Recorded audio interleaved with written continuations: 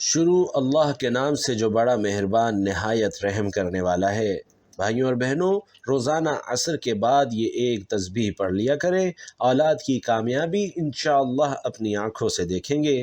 آپ کی ہر دعا قبول ہوگی اور ہر طرف اللہ کی رحمتوں کو برستا ہوا آپ اپنی آنکھوں سے دیکھیں گے۔ اللہ ایسے انسان پر اپنی رحمتیں اور برکتیں نازل فرماتا ہے جو روزانہ عصر کی نماز کے بعد یہ تسبیح کرتا ہے۔ ناظرین محترم، دعاؤں کا قبول نہ ہونا یہ کوئی نئی بات نہیں ہے، بلکہ ہمیشہ سے یہ سوال لوگوں کے ذہنوں میں چلا آ رہا ہے کہ آخر ان کی دعائیں قبول کیوں نہیں ہوتی؟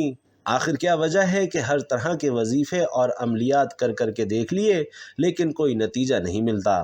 ناظرین، امام ابن قیم رحمۃ اللہ علیہ کہتے ہیں کہ دعائیں اور تعوذات یعنی ایسی دعائیں جن میں اللہ کی پناہ حاصل کی جائے کی حیثیت اسلحے کی طرح ہے، اور اسلحے کی کارکردگی اسلحہ چلانے والے پر منحصر ہوتی ہے۔ صرف اسلحے کی تیزی کارگر ثابت نہیں ہوتی، چنانچہ اسلحہ مکمل اور ہر قسم کے عیب سے پاک ہو اور اسلحہ چلانے والے بازو میں قوت ہو اور درمیان میں کوئی رکاوٹ بھی نہ ہو تو دشمن پر کاری ضرب لگتی ہے، اور ان تینوں اشیاء میں سے کوئی ایک چیز ناپید ہو تو نشانہ متاثر ہو جاتا ہے۔ ناظرین محترم، اس بیان سے واضح ہوا کہ کچھ حالات، آداب اور احکام ہیں جن کا دعائیہ الفاظ اور دعا مانگنے والے میں ہونا ضروری ہے، اور کچھ رکاوٹیں اور موانع چیزیں ہیں جو دعائیں قبول نہیں ہونے دیتی۔ چنانچہ ان اشیاء کا دعا مانگنے والے اور دعائیہ الفاظ سے دور ہونا ضروری ہے۔ لہٰذا جو ہی یہ تمام اشیاء موجود ہوں گی، آپ کی دعائیں بھی قبول ہو جائیں گی۔ چنانچہ قبولیت دعا کے لیے معاون اسباب میں چند اسباب یہ ہیں۔ نمبر 1، دعا میں اخلاص ہونا چاہیے۔ دعا کے لیے اہم اور عظیم ترین ادب ہے کہ اللہ سبحانہ و تعالی نے بھی دعا میں اخلاص پر زور دیتے ہوئے فرمایا کہ عبادت اللہ کے لیے خاص کرتے ہوئے دعا میں اسی کو پکارو۔ اور دعا میں اخلاص کا مطلب یہ ہے کہ دعا کرنے والا یہ نظریہ رکھے کہ صرف اللہ عز و جل کو ہی پکارا جا سکتا ہے اور وہی اکیلا تمام ضروریات کو پورا کرنے والا ہے، اور دعا کرتے ہوئے ریاکاری سے گریز کیا جائے۔ نمبر دو یہ ہے کہ توبہ اور اللہ کی طرف رجوع کرنا۔ چونکہ گناہ دعاؤں کی عدم قبولیت کے لیے بنیادی سبب ہے، اس لیے دعا مانگنے والے کے لیے ضروری ہے کہ دعا مانگنے سے پہلے گناہوں سے توبہ اور استغفار کرے، جیسا کہ اللہ عز و جل نے نوح علیہ السلام کی زبانی فرمایا کہ نوح علیہ السلام کہتے ہیں، میں نے ان سے کہا کہ اپنے پروردگار سے معافی مانگ لو، بلا شبہ وہ معاف کرنے والا ہے۔ اللہ تعالیٰ تم پر آسمان سے خوب بارشیں برسائے گا اور تمہارے مال اور اولاد سے مدد کرے گا، تمہارے لیے باغ پیدا کرے گا اور نہریں جاری کرے گا۔ ناظرین، نمبر 3 یہ ہے کہ عاجزی، انکساری، خشوع اور خضوع اور امید اور خوف حقیقت میں دعا کی روح، دعا کا مقصد اور دعا کا مغز ہے۔ فرمان باری تعالی ہے کہ اپنے رب کو گڑ گڑا کر اور خفیہ طور پر پکارو، بے شک وہ حد سے بڑھنے والوں سے محبت نہیں کرتا۔ ناظرین، چوتھی چیز یہ ہے کہ دعا الحاح کے ساتھ بار بار کی جائے۔ دعا کرنے میں تنگی اور سستی کا شکار نہ ہو۔ 2-3 بار دعا کرنے سے الحاح ہو جاتا ہے، 3 پر اکتفا کرنا سنت کے مطابق ہوگا، جیسا کہ ابن مسعود رضی اللہ تعالی عنہ کہتے ہیں کہ نبی کریم صلی اللہ علیہ وسلم کو 3 بار دعا اور استغفار پسند تھی، اور اسے ابو داؤد اور نسائی نے بھی روایت کیا ہے۔ ناظرین، 5ویں چیز خوشحالی کے وقت دعا کرنا اور آسودگی میں کثرت سے دعائیں مانگنا ہے۔ اس بارے میں نبی کریم صلی اللہ علیہ وسلم نے فرمایا کہ خوشحالی میں اللہ کو تم یاد رکھو، زبوں حالی میں وہ تمہیں یاد رکھے گا۔ امام احمد نے اسے روایت کیا ہے۔ اور ناظرین، 6ٹھی چیز دعا کی ابتدا اور انتہا میں اللہ سبحانہ و تعالی کے اسماء حسنی اور صفات باری تعالی کا واسطہ دینا ہے۔ فرمان باری تعالیٰ ہے اور اللہ تعالیٰ کے اچھے اچھے نام ہیں، تم انہی کا واسطہ دے کر اسے پکارو۔ ناظرین، 7ویں چیز جوامع الکلم، واضح اور اچھی دعائیں اختیار کرنا ہے۔ چنانچہ سب سے بہترین دعا نبی کریم صلی اللہ علیہ وسلم سے ثابت شدہ دعائیں ہیں۔ ویسے تو انسان کی ضرورت کے مطابق دیگر دعائیہ الفاظ سے بھی دعا مانگی جا سکتی ہے۔ اسی طرح دعا کے مستحب آداب یعنی یہ واجب نہیں ہے، ان میں یہ بھی شامل ہے کہ باوضو قبلہ رخ ہو کر دعا کریں۔ ابتدائے دعا میں اللہ تعالیٰ کی حمد و ثنا کریں، نبی کریم صلی اللہ علیہ وسلم پر درود پاک پڑھیں اور دعا کرتے ہوئے ہاتھ اٹھانا بھی مستحب ہے۔ قبولیت دعا کے امکان زیادہ قوی کرنے کے لیے قبولیت کے اوقات اور مقامات بھی تلاش کیجیے۔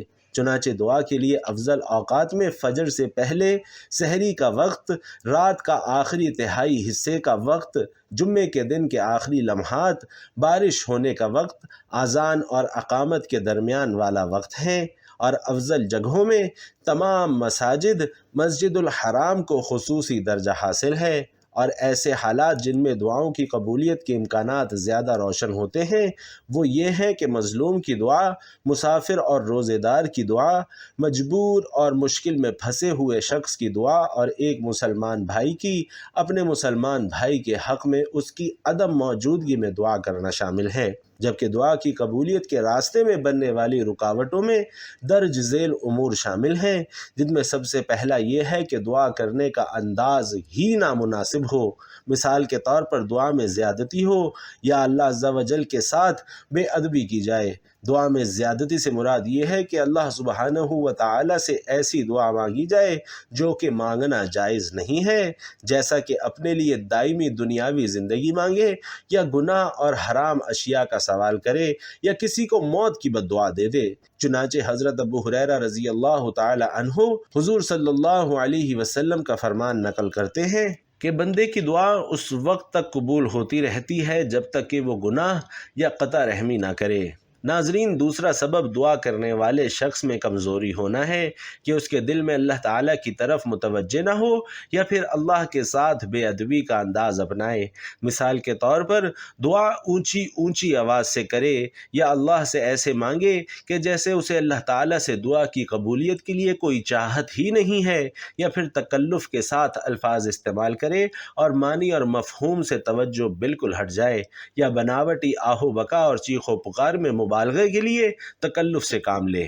ناظرین، تیسری چیز دعا کی قبولیت کے لیے کوئی رکاوٹ موجود ہونا ہے۔ مثلا اللہ کے حرام کردہ کاموں کا ارتکاب کیا جائے، جیسا کہ کھانے پینے، پہننے، جائے اقامت اور سواری میں حرام مال کا استعمال ہو، ذریعہ آمدنی حرام کاموں پر مشتمل ہو، دلوں پر گناہوں کا زنگ چڑھا ہوا ہو، دین میں بدعات کا غلبہ ہو اور قلب پر غفلت کا قبضہ ہو۔ ناظرین، چوتھی چیز حرام کمائی کھانا قبولیت دعا کے لیے سب سے بڑی رکاوٹ ہے۔ چنانچہ حضرت ابو ہریرہ رضی اللہ تعالی عنہ کہتے ہیں کہ رسول علیہ السلام نے فرمایا، لوگوں، بے شک اللہ پاک ہے اور پاکیزہ اشیاء ہی قبول کرتا ہے۔ چنانچہ اللہ تعالیٰ نے متقی لوگوں کو بھی وہی حکم دیا ہے جو رسولوں کو دیا۔ فرمایا کہ رسولوں، پاکیزہ چیزیں کھاؤ اور نیک عمل کرو، بے شک تم جو بھی کرتے ہو میں اسے بخوبی جانتا ہوں۔ اور مومنین کو فرمایا کہ اے ایمان والو، ہم نے تم کو جو پاکیزہ اشیاء عنایت کی ہیں ان میں سے کھاؤ۔ پھر اس کے بعد آپ صلی اللہ علیہ وسلم نے ایک آدمی کا ذکر فرمایا جس کے لمبے سفر کی وجہ سے پراگندہ اور گرد و غبار سے اٹے ہوئے بال ہیں، اپنے دونوں ہاتھوں کو آسمان کی جانب اٹھا کر کہتا ہے، یا رب، اس کا کھانا بھی حرام کا، پینا بھی حرام کا، اسے غذا بھی حرام کی دی گئی، ان تمام اسباب کی وجہ سے اس کی دعا کیسے قبول ہو۔ اس حدیث کو مسلم نے روایت کیا ہے۔ ناظرین، نبی کریم صلی اللہ علیہ وسلم نے اس شخص کا ذکر کرتے ہوئے کچھ امور بھی بیان فرمائے جن سے دعا کی قبولیت کے امکانات زیادہ روشن ہو جاتے ہیں۔ مثلاً کہ وہ مسافر ہے، اللہ کا ہی محتاج ہے، لیکن اس کے باوجود دعا اس لیے قبول نہیں ہوتی کہ اس نے حرام کھایا ہوا ہے۔ اللہ تعالی ہمیں ان تمام اسباب سے محفوظ رکھے اور عافیت نصیب فرمائے۔ ناظرین، پانچویں چیز دعا کی قبولیت کے لیے جلد بازی کرنا اور مایوس ہو کر دعا ترک کر دینا ہے۔ چنانچہ حضرت ابو ہریرہ رضی اللہ تعالی عنہ سے مروی ہے کہ آپ صلی اللہ علیہ وسلم نے فرمایا کہ تم میں سے کسی کی دعا اس وقت تک قبول کی جاتی ہے جب تک کہ قبولیت دعا کے لیے جلد بازی نہ کی جائے، اور کہہ دے کہ میں نے دعائیں تو بہت کی لیکن کوئی دعا قبول ہی نہیں ہوتی۔ بھائیوں اور بہنوں، چھٹی چیز مشیت الہی پر قبولیت دعا کو معلق کرنا ہے۔ مثال کے طور پر یہ کہنا کہ یا اللہ، اگر تو چاہے تو مجھے معاف کر دے، بلکہ دعا کرنے والے کو کہنا چاہیے کہ وہ پرعزم کامل کوشش اور الحاح کے ساتھ دعا مانگے۔ نبی کریم صلی اللہ علیہ وسلم کا فرمان ہے کہ تم میں سے کوئی بھی دعا کرتے ہوئے ہرگز یہ مت کہے کہ یا اللہ اگر تو چاہے تو مجھے معاف کر دے، یا اللہ اگر تو چاہے تو مجھے رزق عطا کر، بلکہ پختہ عزم کے ساتھ مانگے، کیونکہ اللہ تعالیٰ کو کوئی بھی مجبور نہیں کر سکتا۔ قبولیت دعا کے لیے یہ لازمی نہیں کہ ان تمام آداب کو بیک وقت ملحوظ خاطر رکھے اور یہ تمام رکاوٹیں بھی نہ ہوں، کیونکہ ایسی صورتحال نادر ہی پائی جاتی ہے، لیکن پھر بھی انسان کو اپنی استطاعت کے مطابق ان آداب کو ملحوظ خاطر رکھنے کی کوشش ضرور کرنی چاہیے۔ یہ بات بھی ذہن نشین ہونی چاہیے کہ قبولیت دعا کی کئی صورتیں ہیں۔ ہو سکتا ہے کہ اللہ سبحانہ و تعالی بندے کی دعا قبول کرتے ہوئے اسے وہی عنایت کر دے جس کی وہ تمنا کرتا ہے، یا پھر اس دعا کے بدلے میں کسی شر کو رفع کر دیتا ہے، یا بندے کے حق میں اس کی دعا سے بہتر کوئی چیز میسر فرما دیتا ہے، یا پھر اس کی دعا کو قبولیت کے دن کے لیے ذخیرہ کر دیتا ہے جہاں پر انسان کو اس کی انتہائی ضرورت ہوگی۔ ناظرین، نبی کریم صلی اللہ علیہ وسلم کی ایک حدیث مبارکہ کا مفہوم ہے کہ دعا سب سے بہترین عبادت ہے اور کوئی چیز اللہ کے نزدیک دعا سے بہتر نہیں۔ ارشاد باری تعالیٰ کا مفہوم ہے کہ جو ان کے بعد آئیں گے وہ کہیں گے اے ہمارے پروردگار ہمیں بخش دے اور ہمارے ان بھائیوں کو بھی جو ہم سے پہلے ایمان لا چکے ہیں۔ نبی کریم صلی اللہ علیہ وسلم نے فرمایا کہ وہ چیزیں جو مرنے کے بعد بھی انسان کو اکیلا نہیں چھوڑتی ان میں ایک دعا بھی ہے، اور دعا ایک ایسی عبادت ہے کہ جس کے لیے نہ تو کوئی وقت متعین ہے اور نہ ہی کوئی حالت متعین ہے۔ انسان کسی بھی وقت میں کسی بھی حالت میں اللہ سے دعا کر سکتا ہے۔ حضرت ابراہیم علیہ السلام نے وطن سے ہجرت کرتے ہوئے فرمایا کہ میں اپنے پروردگار سے دعا مانگ کر محروم نہیں رہوں گا۔ حضرت زکریا علیہ السلام نے فرمایا تھا کہ میں کبھی بھی تجھ سے دعا کر کے محروم نہیں رہا، اور اللہ سبحانہ و تعالی نے اپنے ان بندوں کی تعریف فرمائی ہے جو اس سے دعا کرتے ہیں۔ چنانچہ فرمایا گیا کہ یہ لوگ نیک کاموں میں جلدی کرتے تھے اور ہمیں لالچ، طمع، ڈر اور خوف سے پکارتے تھے، اس حال میں کہ ان پر خشوع کی کیفیت طاری ہوتی تھی۔ ناظرین محترم، ہمارا آج کا وظیفہ بھی دعاؤں کی قبولیت کے حوالے سے نماز عصر کے بعد ایک تسبیح پڑھنے کا وظیفہ ہے، اور اس کا فائدہ یہ ہے کہ جو یہ وظیفہ کر لیتا ہے اللہ سبحانہ و تعالی اس کی تمام دعائیں قبول فرماتا ہے، اس کی تمام تنگ دستیاں اور اس کی تمام پریشانیاں دور کر دیتا ہے، اس کی اولاد کی قسمت چمک جاتی ہے اور ان کی قسمت کے بند تالے کھل جاتے ہیں، اس کے گھر میں رزق اور دولت کی فراوانی ہو جاتی ہے اور وہ ایک خوشحال زندگی گزارنے لگتا ہے۔ نماز عصر کی اہمیت بہت زیادہ ہے کیونکہ یہ دن ڈھلتے وقت کی نماز ہے، جیسا کہ ایک حدیث پاک سے بھی ثابت ہے کہ جب انسان اس دنیا سے رخصت ہوتا ہے اور اس کی میت کو قبر میں رکھا جاتا ہے تو عالم برزخ میں اس انسان کی روح کو دن ڈھلتے یعنی عصر کے وقت دکھایا جاتا ہے، اور وہ جیسے ہی دیکھتا ہے کہ سورج غروب ہونے والا ہے تو وہ فوراً خواہش کرتا ہے کہ عصر کی نماز پڑھنی چاہیے، اور جب وہ یہ دیکھتا ہے کہ سورج غروب ہو رہا ہے تو وہ آنکھیں ملتے ہوئے کہتا ہے کہ مجھے نماز پڑھنے دے کیونکہ عصر کی نماز کا وقت جا رہا ہے، مجھے نماز پڑھنے دو۔ تو فرشتے مسکرا کر کہتے ہیں کہ وہ وقت اب جا چکا ہے، نماز کا وقت اب ختم ہو چکا ہے، اب نماز نہیں پڑھنی کیونکہ اب حساب و کتاب کا وقت شروع ہو چکا ہے۔ لیکن ناظرین، ایسا اسی کے ساتھ ہوگا جو اس دنیا میں رہتے ہوئے نماز کا پابند تھا اور اپنی 5 وقت کی نمازیں باقاعدگی کے ساتھ ادا کرتا تھا، اور ہر وقت نماز کو اہمیت دیتا تھا کہ کہیں اس کی نماز نہ نکل جائے۔ عصر کی نماز کی اہمیت نبی کریم صلی اللہ علیہ وسلم کی اس حدیث سے بھی ثابت ہے کہ نبی علیہ السلام نے فرمایا کہ جس نے عصر کی نماز جان بوجھ کر ترک کی تو اس کی مثال ایسے شخص کسی ہے جس سے اس کی تمام نعمتیں چھین لی گئی ہوں، یعنی مال و دولت اور بیوی بچے وغیرہ چھین لیے گئے ہوں۔ ناظرین کرام، اگر دعا کی بات کی جائے تو الحمدللہ ہم سب ہی دعا کرتے ہیں اور اپنے خالق حقیقی کے سامنے اپنے ہاتھ بلند کرتے ہیں، چاہے ہم نیک ہوں یا گناہ گار ہوں، لیکن ہم اس یقین کے ساتھ اللہ سے دعا کرتے ہیں کہ ہمارا اللہ جو ہمارا رب ہے وہ ہمیں ضرور عطا فرمائے گا۔ آئیے آپ کو ایک ایسا عمل بتائیں کہ جس کو آپ نے نماز عصر کے بعد کرنا ہے، اور انشاءاللہ اس عمل کی برکت سے آپ کی تمام دعائیں اور تمام حاجتیں انشاءاللہ پوری ہو جائیں گی۔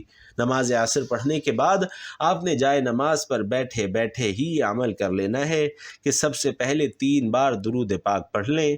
درود پاک آپ کوئی سا بھی پڑھ سکتے ہیں، آپ چاہیں تو آسان اور مختصر سا درود صلی اللہ علیہ وسلم یا صلی اللہ علی محمد پڑھ لیں، لیکن کوشش کیجئے کہ درود ابراہیمی ہی پڑھیے، کیونکہ یہ فضیلت اور اہمیت کے اعتبار سے سب سے زیادہ ہے۔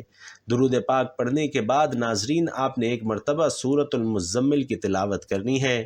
ذکر اذکار اور وظائف میں سورۃ المزمل کی بہت زیادہ افادیت بیان فرمائی گئی ہے، خاص طور سے اولاد کے لیے مشکلات دور کرنے اور ہر میدان میں کامیابیوں کے حصول کے لیے سورۃ المزمل بہت زیادہ اہمیت کی حامل سورہ مبارکہ ہے۔